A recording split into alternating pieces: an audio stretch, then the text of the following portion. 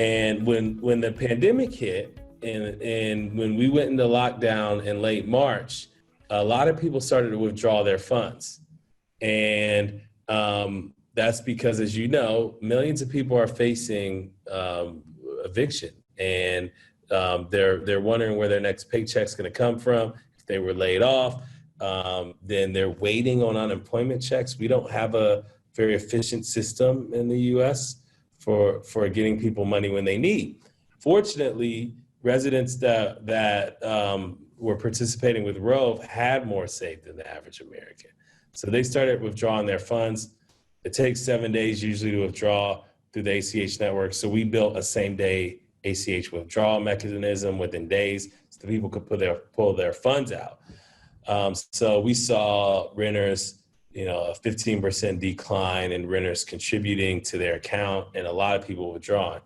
And 3 months later, 4 months later, we have more renters now than we did before in that program, and people are contributing to their account again. So that's what we've seen, is an initial dip, and then now we're seeing a return to where we were. And that's just in Columbus. We've got a really strong economy locally here that's particularly resilient. But we'll see what happens yet ahead. And when people contribute, you said that they vest when they renew, but presumably there are also conditions that require them to pay rent on time, not just. Yeah, under that product. And so we learned a lot about renters. So the reason why we released the savings product was really just to learn. And what we learned was renters can participate regardless of their financial standing. And that, as we suspected, the renting population is just like the average American, doesn't have $400 saved for an emergency. And so it is critical that we have solutions that allow people to build capital. And so we're taking that to the next level with rentership. Imagine if everyone last recession was able to buy into their apartment community. Return, they participated.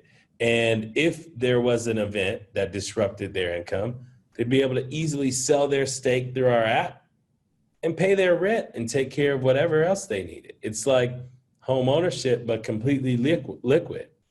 You can tap it and use it for what you need to without being displaced.